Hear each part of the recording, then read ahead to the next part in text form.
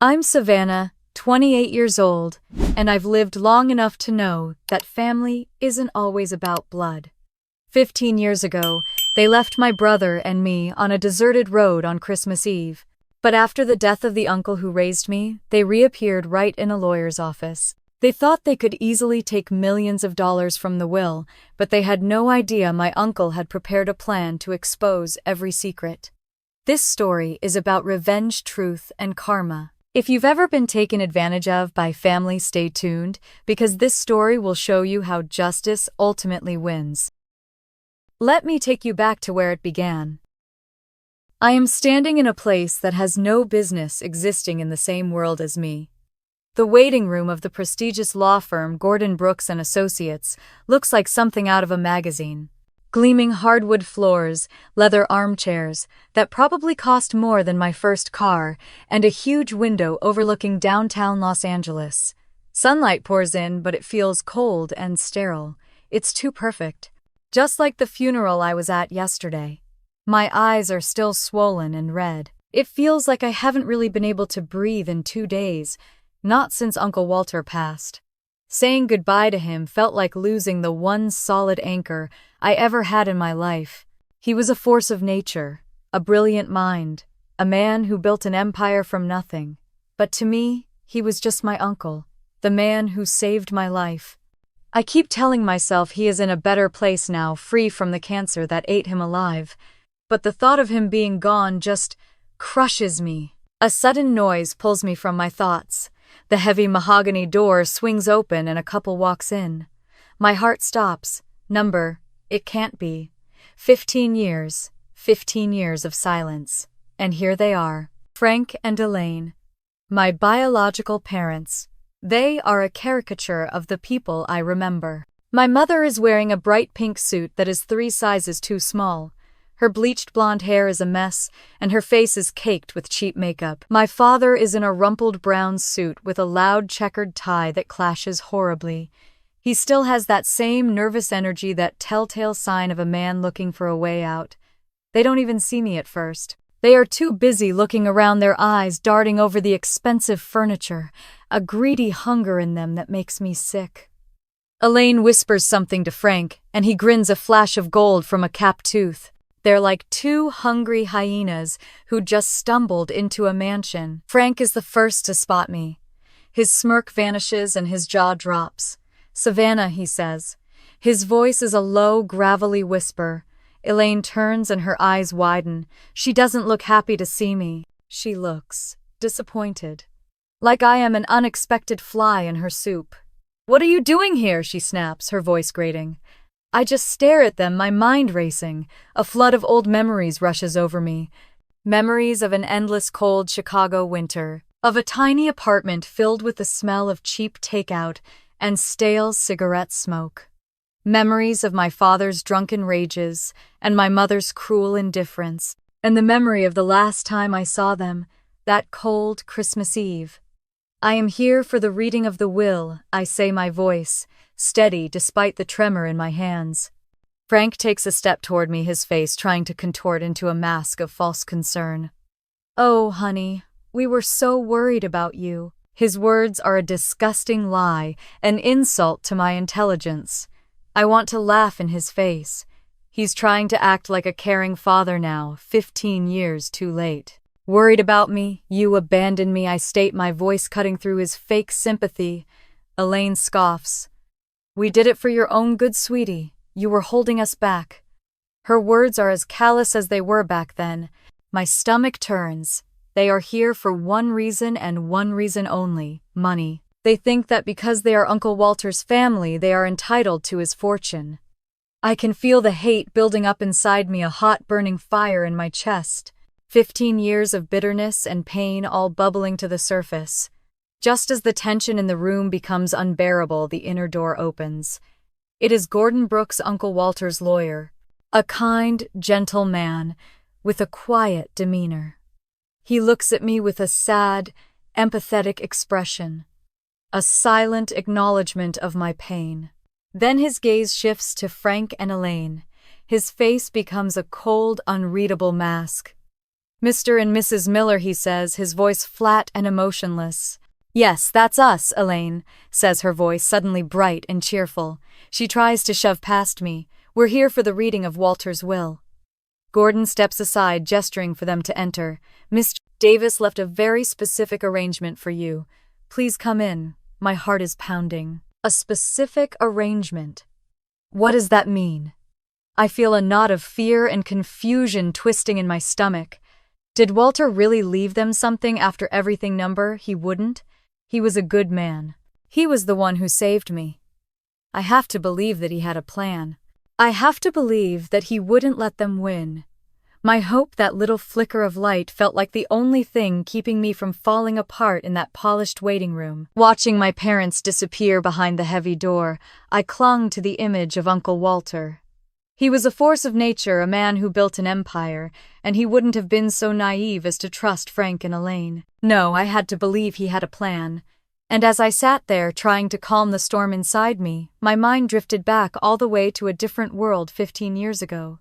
I was 13 and my brother Liam was 10. We lived in a cramped 2-bedroom apartment in a part of Chicago where the winters felt twice as long and the city always looked gray. I remember the peeling paint on the walls, the constant smell of stale cigarettes, and the worn-out pull-out couch Liam and I shared in the living room. Most days we were just trying to survive. Our parents, Frank and Elaine, were always somewhere else. Dad Frank worked construction sporadically, but his real passion was the horse track and the backroom poker games. Mom Elaine didn't work at all. She was too busy chasing a life she felt. She deserved a life of luxury and attention, always complaining that we were the reason she couldn't have it. I became the mom. I learned to stretch a box of macaroni and cheese into 3 meals. I learned how to mix Liam's asthma medication and how to comfort him through his coughing fits. I learned to lie to the landlord about the rent money, and to the neighbors about why our parents were never home. My world was small, just me, and Liam, a little bubble of 2 against the big cold world. One night, I was pretending to be asleep on the pull-out couch when I heard them talking in the other room. Their voices were low and tense. "We can't keep doing this, Frank," my mother whispered. "I'm tired of being poor." My father's voice was rough. "I'm working on it, Elaine. Just give me some time." There was a long silence, and then my mother sighed, a sound full of exasperation. "I have a better idea," she said. "We can start over. A new town, a fresh start. Just the 2 of us. It's the only way."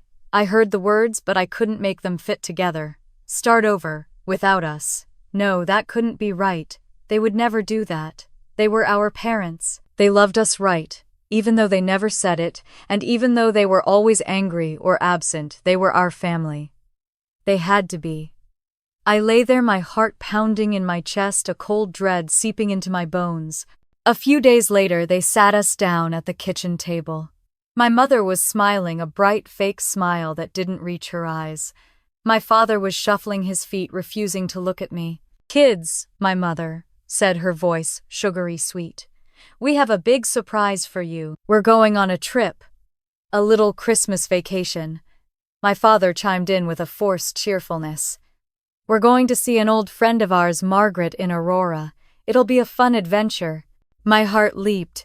A vacation. Just the 4 of us. It felt like something out of a movie. I started to imagine it a real family trip, somewhere beautiful and warm. Maybe they were finally going to be the parents we always wanted. I turned to look at Liam. His face was a mix of confusion and hesitant hope. My mother saw it, and her smile widened. "It's going to be great," she said. It was the last time she ever looked me in the eyes and smiled.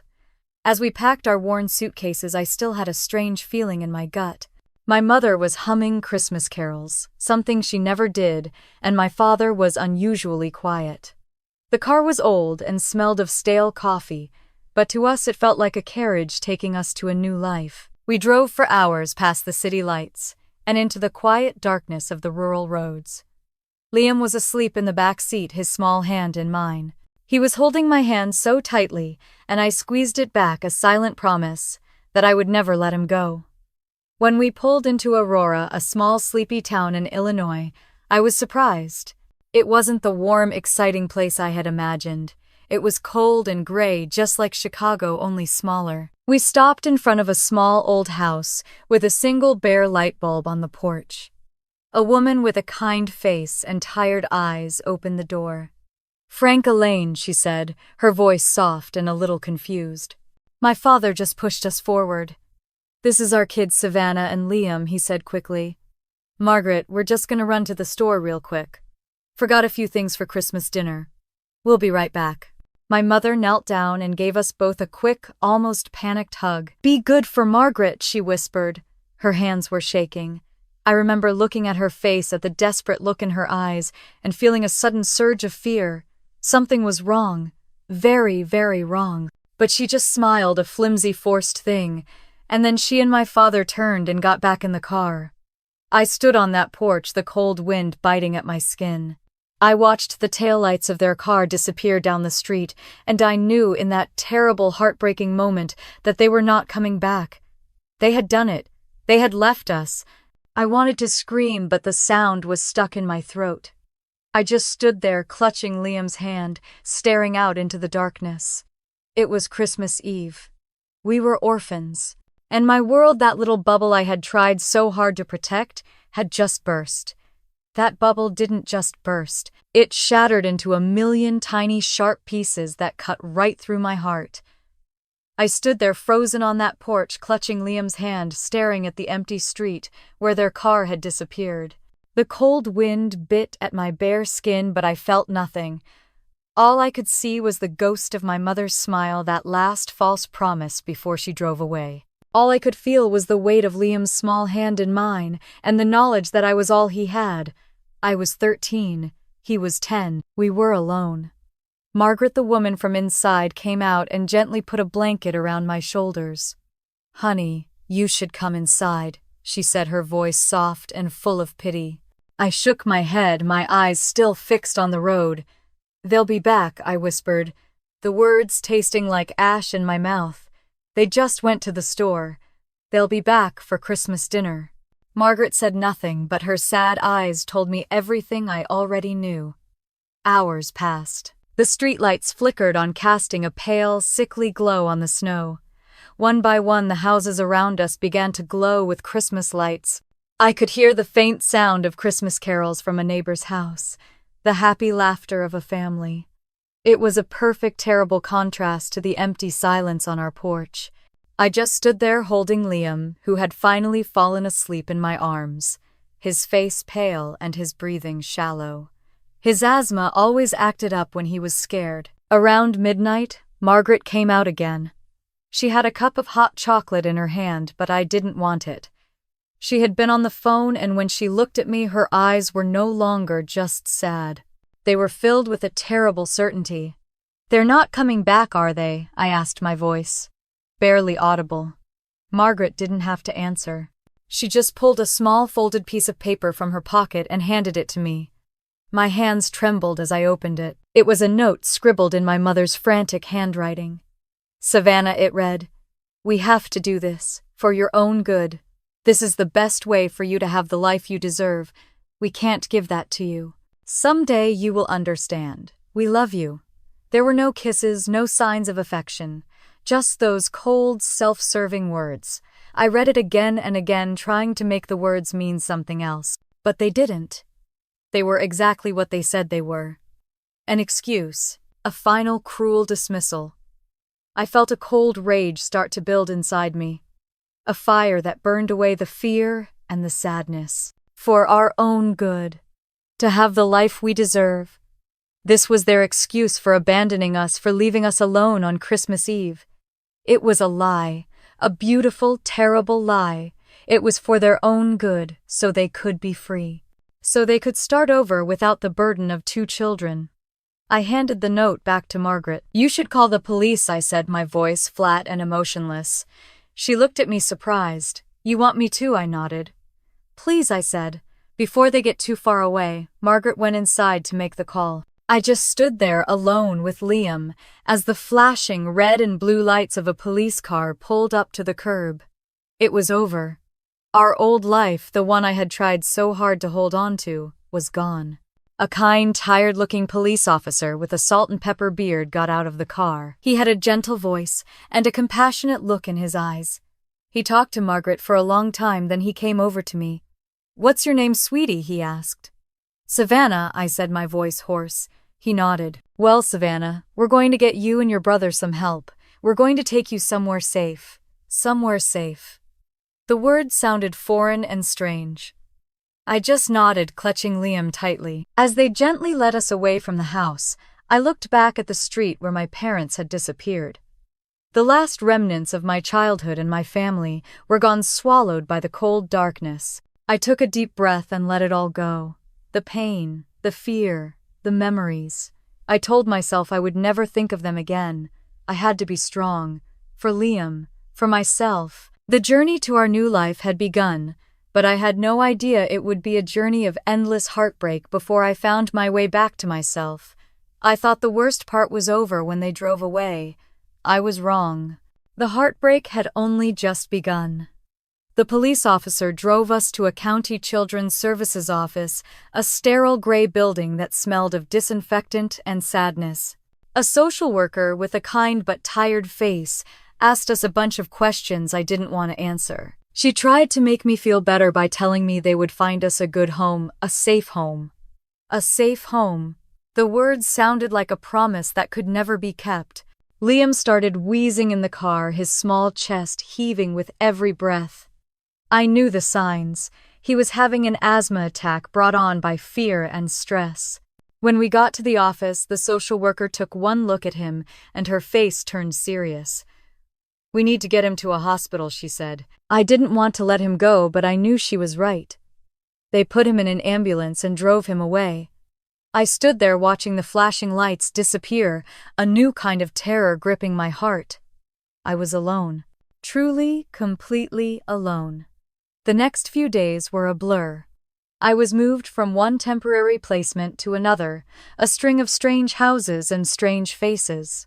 I was quiet and withdrawn, refusing to talk to anyone. I just wanted to be with Liam. Every night I would close my eyes and pray that I would wake up and find him beside me, safe and sound. But every morning I woke up alone. My heart ached for him, for his small hand to hold, for his gentle voice. I felt like a piece of me was missing. Finally, I was taken to a foster home. It was a nice enough place with a kind woman named Mrs. Peterson who had 3 other kids. They were all a few years older than me, and they tried to be friendly, but I just couldn't bring myself to talk to them. I felt like an alien, a stranger in a strange land. One night, one of the girls, a sweet-faced blonde named Sarah, came into my room. "I know how you feel," she said quietly. "My parents left me in a diner when I was 7. I thought it was my fault, that I wasn't good enough. But it wasn't. It wasn't my fault, and it's not yours either." Her words hit me like a ton of bricks. My fault. That was the thought that had been gnawing at me for days. The unspoken fear that if I had been a better daughter, a better person, they wouldn't have left. But hearing it from someone else, someone who understood, was a revelation. It wasn't my fault. It was theirs. I finally let myself cry a torrent of tears that I had been holding back for days. Sarah just sat with me, her hand on my shoulder, letting me cry until there were no more tears left. The next morning I woke up feeling a little lighter. I still missed Liam more than anything, but I didn't feel so alone anymore. I had Sarah. And I had a new resolve. I would find Liam. No matter what it took, I would get him back. I started asking questions, trying to find out where they had taken him. But no one would tell me. It was all confidential, they said. I was just a kid, a lost cause. My newfound hope was starting to fade when the impossible happened. A little over a week after my parents left me, I was called into the main office. A tall, well-dressed man was standing there talking to the social worker. He had a kind face and a calm, commanding presence. He turned and looked at me, and his eyes, so full of concern and sadness, looked familiar. "Savannah," he said, his voice deep and gentle. "I am Gordon Brooks. I am Uncle Walter's lawyer. Your uncle has been looking for you. He knows what happened. He wants to take you home." My heart leaped in my chest. Uncle Walter. I hadn't seen him since I was 10, when he came to Chicago for a brief, tense visit with my dad. I knew he was rich, but I didn't know he was a part of our lives. My father, with his foolish pride, had kept us from him for years. But he had found me. He had found me, and he wanted to take me home. I wanted to run and hug him to tell him, yes, yes, please take me home. But then another thought came to me, a painful, heavy thought that stopped me dead in my tracks. "Where is Liam?" I asked, my voice trembling. Did he find Liam too? Gordon's face fell, and I knew the answer before he even said it. He had found me. But my brother was still out there lost. My heart broke all over again. My heart shattered, but I didn't have time to fall apart. Gordon explained that Liam was in a special facility in Kansas, a place for children with chronic health issues. He told me that they had found him, but that the state had strict rules. It would be a process, he said, but Uncle Walter was already working on it. He looked at me with a serious, hopeful expression, and for the first time in a long time I felt a glimmer of something that wasn't fear. Gordon took me to a car waiting outside a sleek, black sedan that was probably worth more than everything I had ever owned. We drove for hours through the endless sprawl of cities until the landscape changed. The gray buildings and crowded streets gave way to palm trees and sun-drenched hillsides. I had never seen anything like it. It was like driving into a different world. We finally pulled up a long, winding driveway that led to a house that looked more like a palace. It was white and sprawling, with huge windows and a beautiful garden. This was Uncle Walter's home in Beverly Hills. He was waiting for us in the front hall. He was a tall man with silver hair and kind eyes that crinkled at the corners when he smiled. He looked exactly how I remembered him from that one visit, years ago, only older, softer.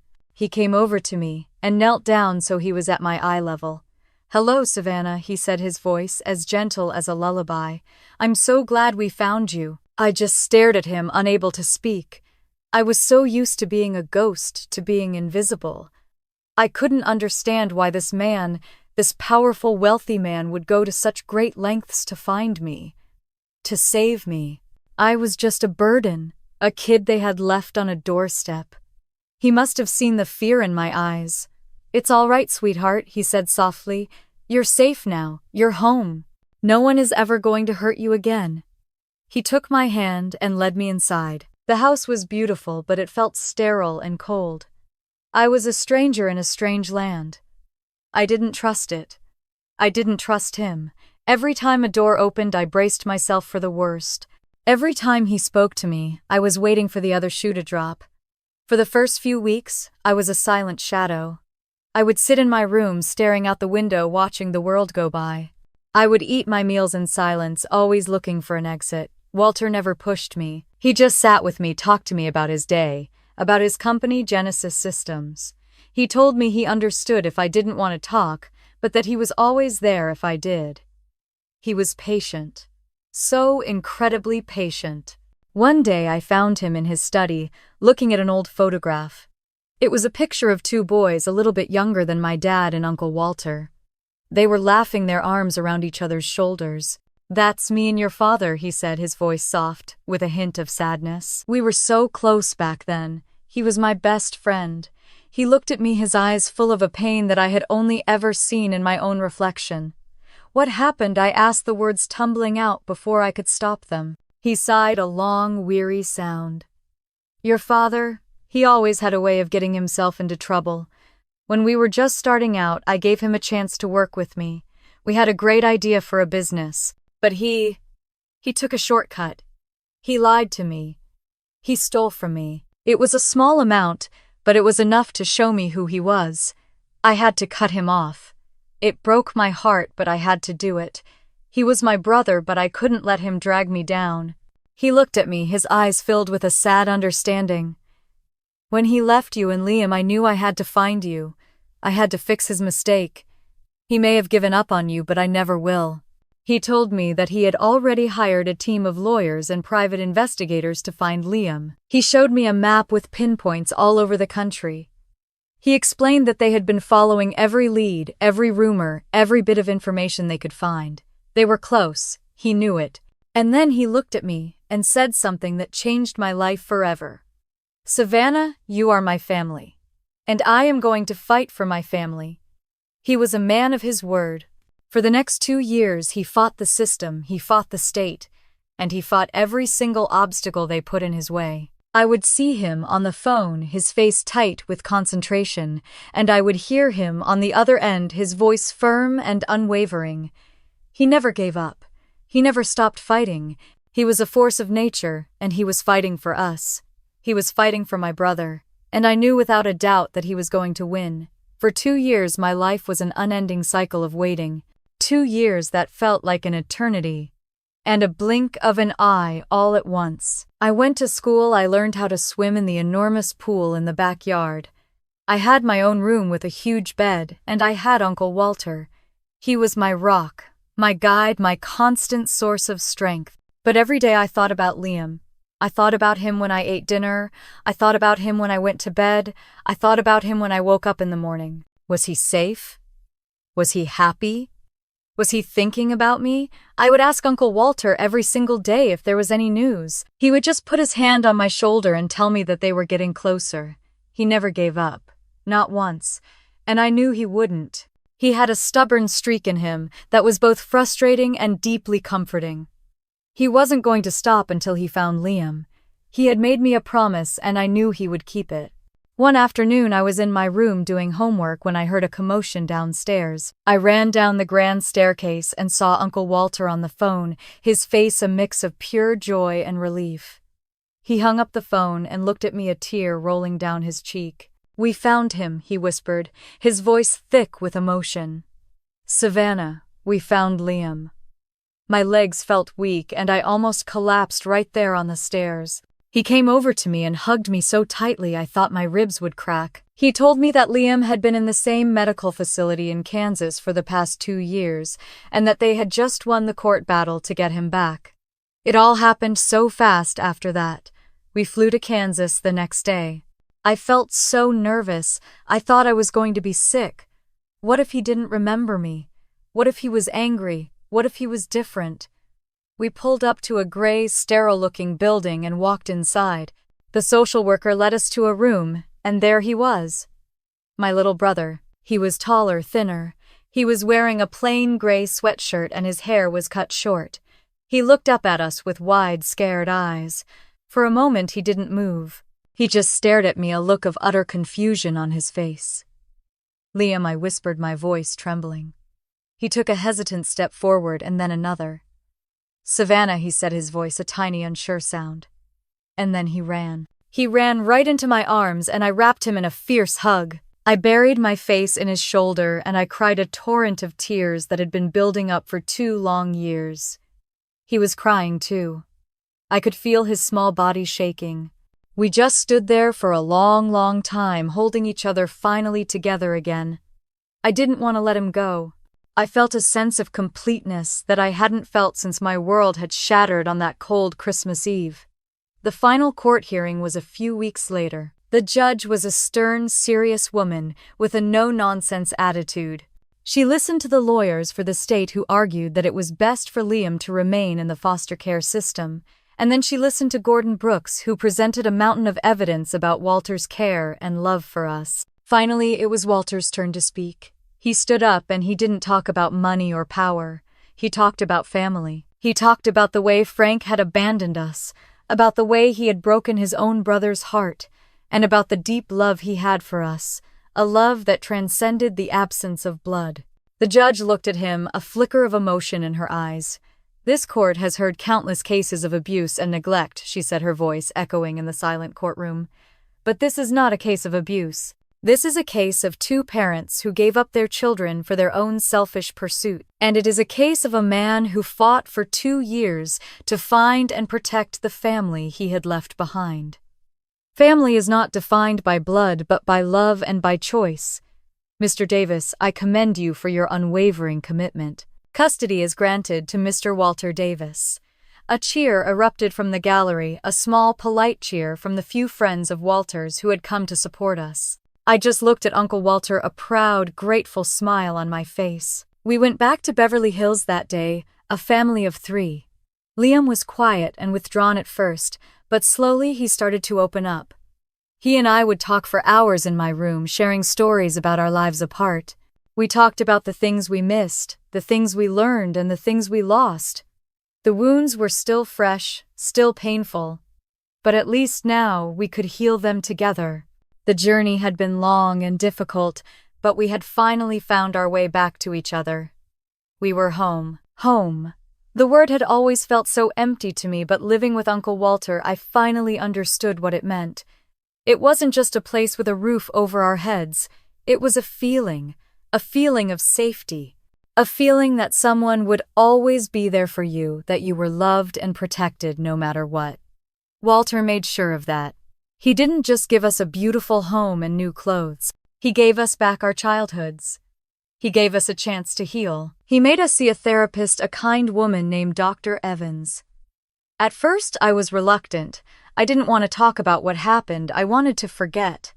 But Dr. Evans was patient and gentle. She helped me understand that it wasn't my fault, that my parents' actions were a product of their selfishness and not a reflection of my worth.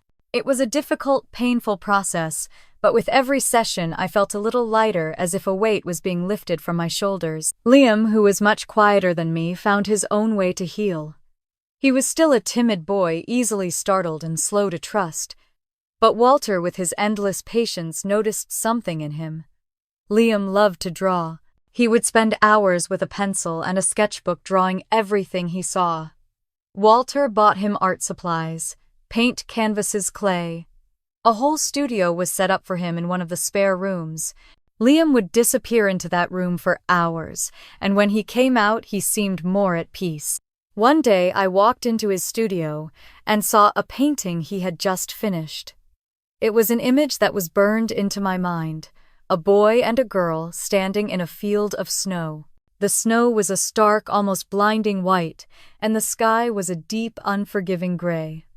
The kids were small and frail-looking, their faces turned away from the viewer. In the distance, there was a single set of red taillights disappearing into the darkness. It was a raw, beautiful, and heartbreaking depiction of that night. I just stood there, staring at it, my heart aching. Liam came up beside me. "It's what it felt like," he whispered, his voice soft. "Like we were all alone in the world." I put my arm around him, and we just stood there staring at that painting.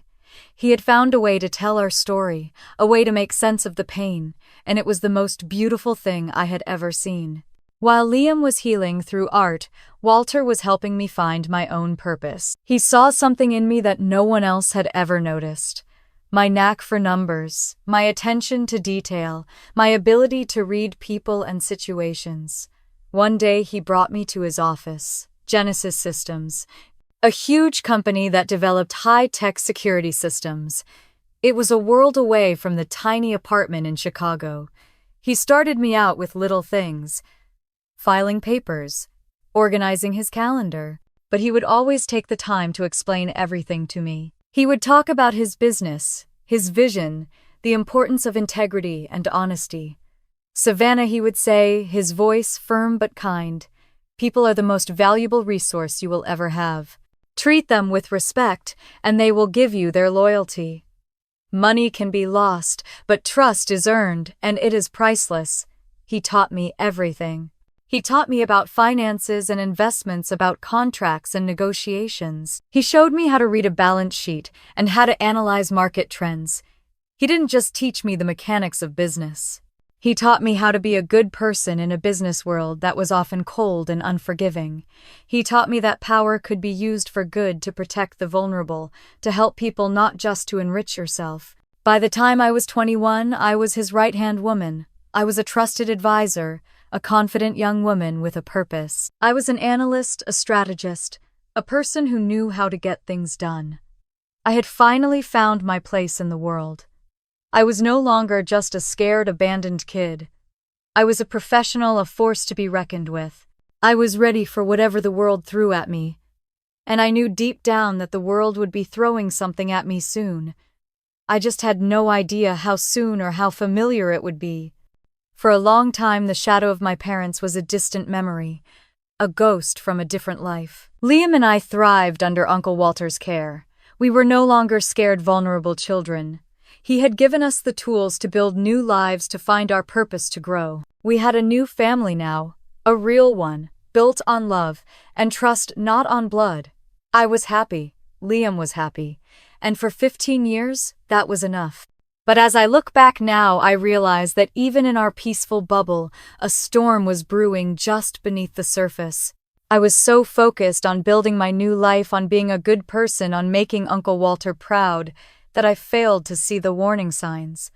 I remember the subtle changes in his behavior. The way he would answer the phone and his face would turn to stone. The way he would open the mail and his hands would tremble with a barely contained rage.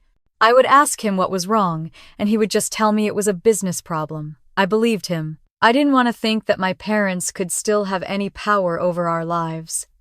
I didn't want to think that they were still out there lurking in the shadows. I remember one afternoon I was walking past his study, and I heard his voice. He was on the phone, his tone low and cold, a tone I had never heard him use before. "I told you to stop calling," he said, his voice like ice. "I am not going to give you another penny. You gave up that right a long time ago. Now leave us alone." He hung up the phone and stood there for a long time, staring out the window, his shoulders slumped. I knew instinctively who he had been talking to, but I was so young, so naive. I didn't understand the full scope of what was happening. I just knew that he was protecting us. He was like a lion, always on guard, always ready to defend his cubs. He installed a state-of-the-art security system in the house, a system that he had designed himself at Genesis Systems. He had a safe room built in the basement.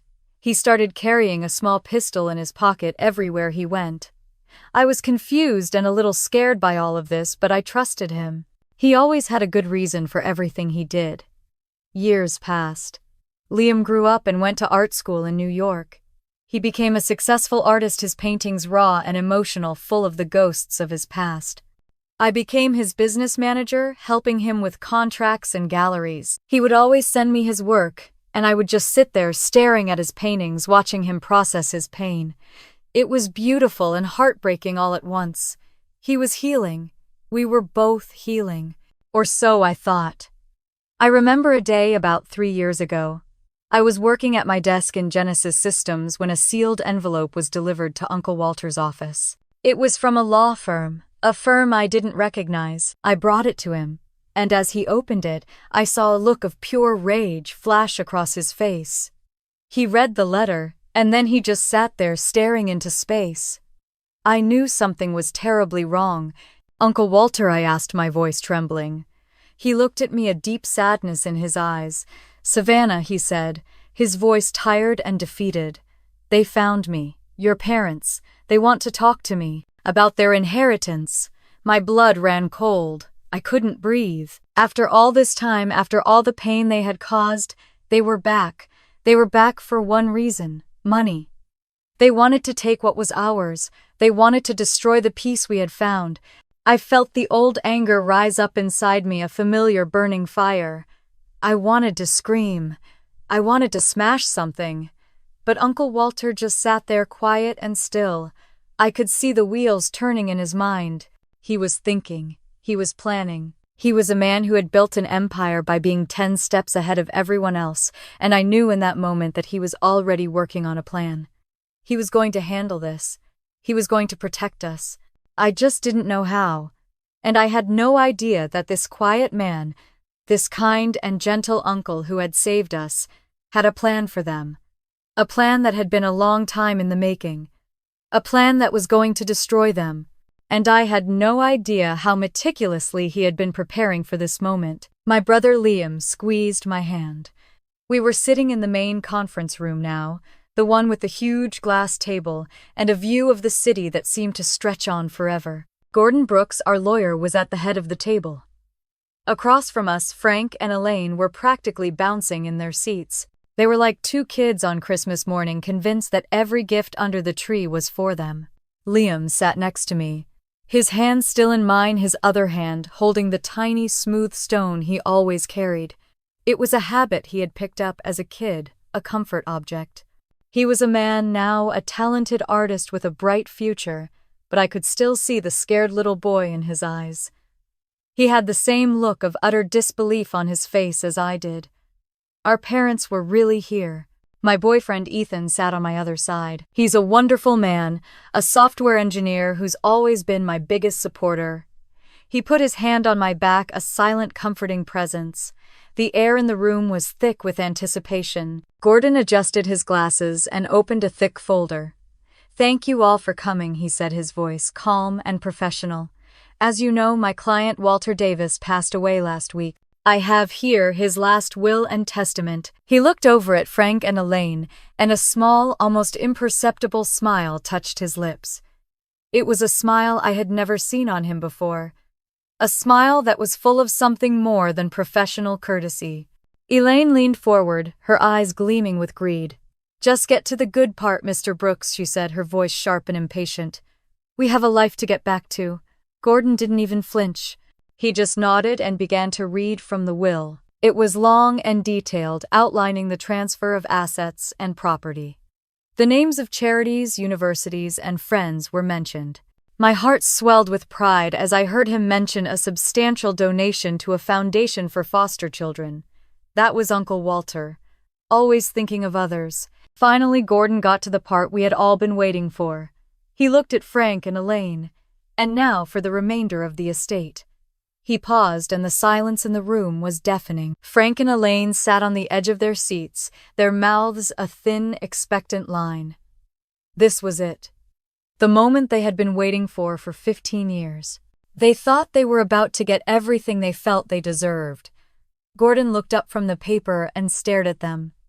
"To my brother Frank Miller and his wife Elaine Miller, I leave the sum of $1. The words hung in the air for a second, and then they landed with a thud. "And a letter," he added, his voice still perfectly calm, "which I will read to you now." The silence was deafening. Frank and Elaine looked at each other, their faces a mixture of confusion and shock.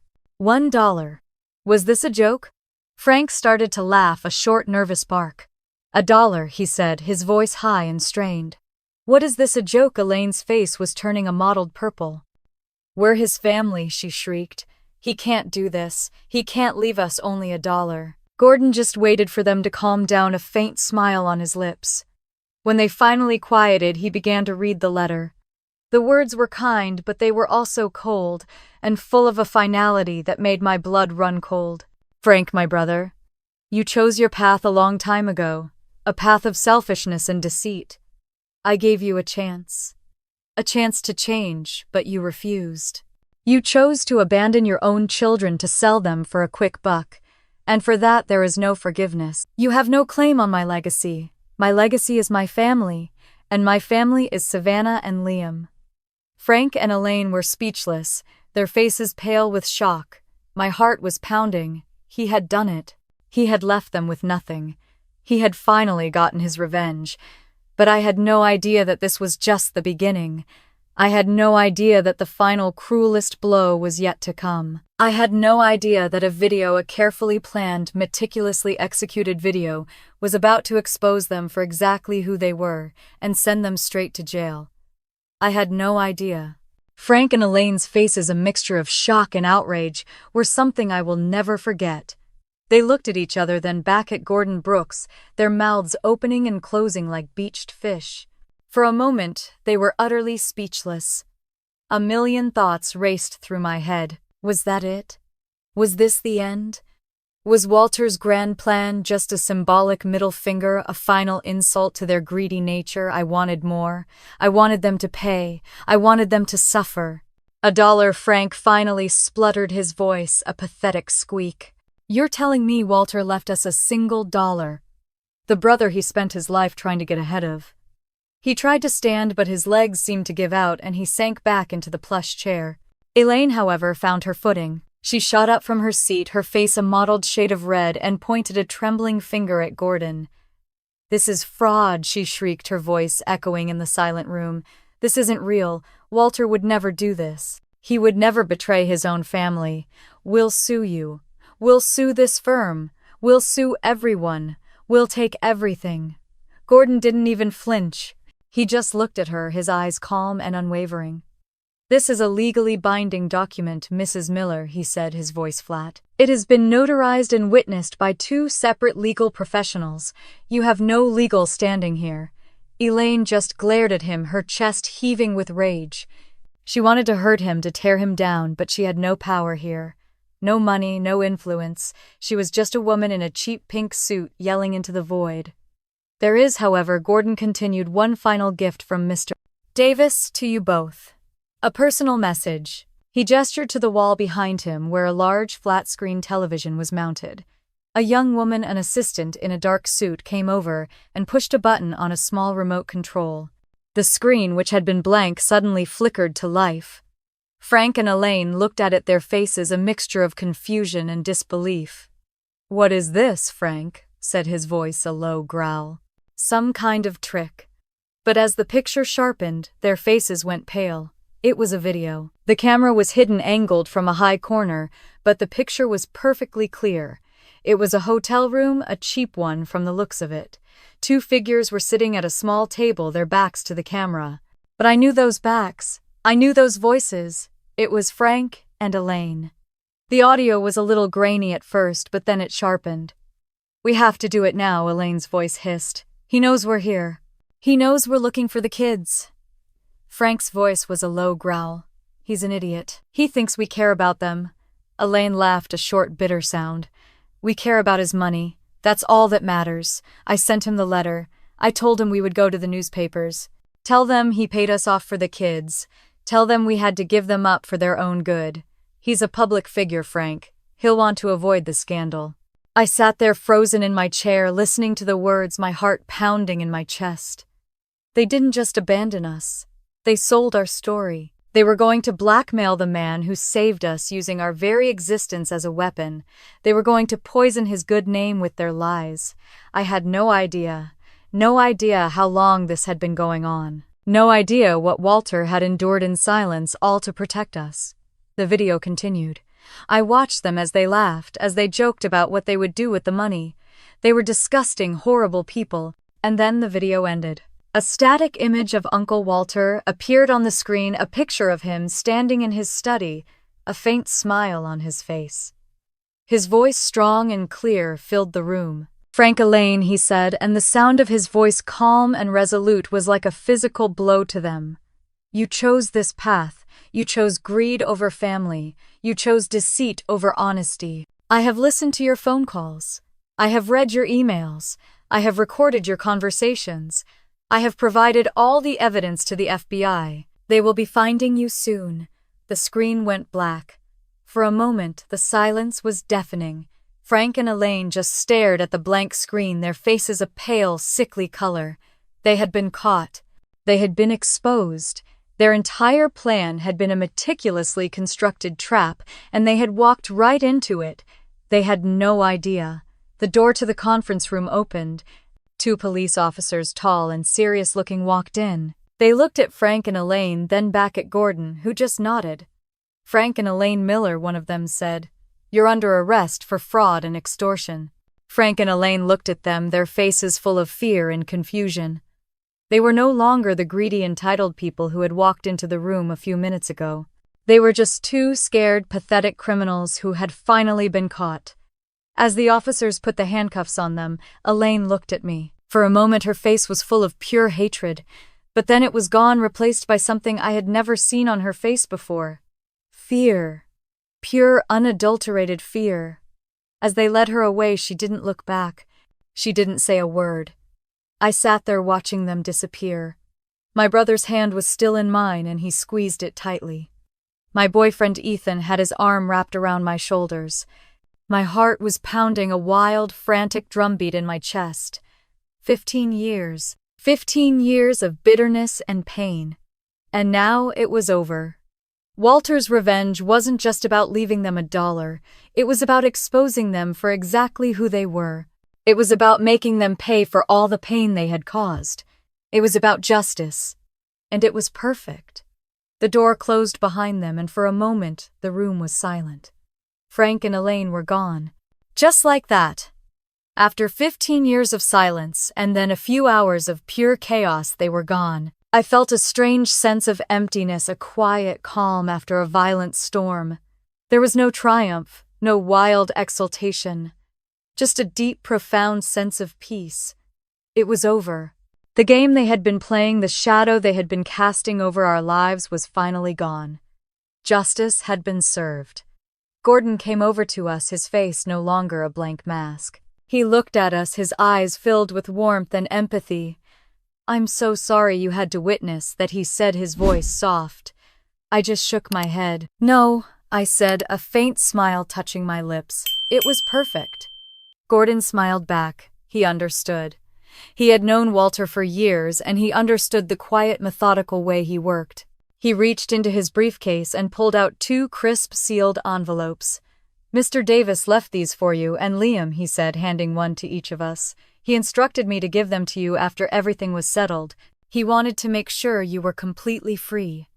My hands trembled as I took the envelope. I looked at Liam. His face was pale, his eyes wide, but there was a faint, relieved smile on his lips. He was free, too. We were both free. I tore open the envelope. The letter was a long one, written in Walter's elegant, flowing handwriting. I sat down and began to read the words, a gentle, steady voice in the quiet room. "My dearest Savannah and Liam," it began. "If you are reading this, it means everything has gone according to plan. I know what you have just witnessed must have been difficult. But I need you to understand something. This was not about revenge. It was never about revenge." My heart pounded. "What was it about then? I did this for you," the letter continued. "For the 2 of you to be able to fully and completely heal. I knew that your biological parents in their endless greed would one day come back for what they felt they were owed, and I could not in good conscience allow that to happen. Not because of the money, but because of you. I could not let them continue to be a stain on your lives. I could not let them continue to cast a shadow on your peace. You both needed to see them for exactly who they were. You needed to see that what they did to you was not a reflection of your worth, but a reflection of their character. I needed you to know without a single doubt in your mind that you are worthy of love and that you are not and never were a burden." Tears began to roll down my cheeks as I read his words. He had known. He had known that we had been carrying this pain, this wound for years. He had known that the only way for us to truly be free was to see the truth, to see that they were not worth our time, our pain, our fear. "There is something else I need to tell you," the letter went on. "I have been sick for a long time. The doctors gave me a prognosis of 2 to 3 years. I decided to keep it from you because I didn't want you to worry. I wanted you to live your lives. I wanted you to grow and to find your purpose. But I knew I had to set things in motion. I knew I had to make sure you were both safe, that you were both taken care of, that you were both completely free." I looked up from the letter, my vision blurred by tears. Liam was crying too, silent, steady tears rolling down his face. He had known about the cancer. He had seen the signs. He had kept it from me just as Uncle Walter had kept it from us. It was a secret. They had shared a painful bond. "My legacy is not Genesis Systems or the money I made," the letter concluded. "My legacy is you, and I want you to use what I have left you to continue that legacy. To do good, to help others, to continue to be the wonderful, kind, and loving people I know you both are. I love you more than words can say, and I will always be with you." The letter fell from my trembling hands. He was gone, but he had left us with so much more than money. He had left us with a purpose, a mission. And as I looked at Liam, at his tear-stained face, I knew what we had to do. We were going to continue his legacy. We were going to use his money to help other children who had been abandoned, who had been hurt, who had been broken by the world. We were going to turn our pain into a purpose. We were going to be the family we never had, and we were going to help others find theirs. We were going to be the family we never had, and we were going to help others find theirs. It was more than a mission. It was a promise to a man who had loved us when no one else would. We took the inheritance, a massive fortune that could have afforded us a life of endless luxury, and we did what he would have done. We started a foundation. We called it the Phoenix Foundation. The phoenix, a mythical bird, rises from its own ashes, reborn and renewed. That was us. We had risen from the ashes of our past, from the pain and the betrayal, to create something new, something beautiful.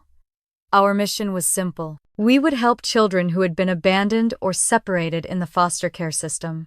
We would use our resources to find and reunite siblings, just as Uncle Walter had done for us.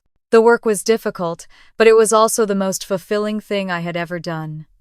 I spent my days at the foundation working with social workers, lawyers, and investigators.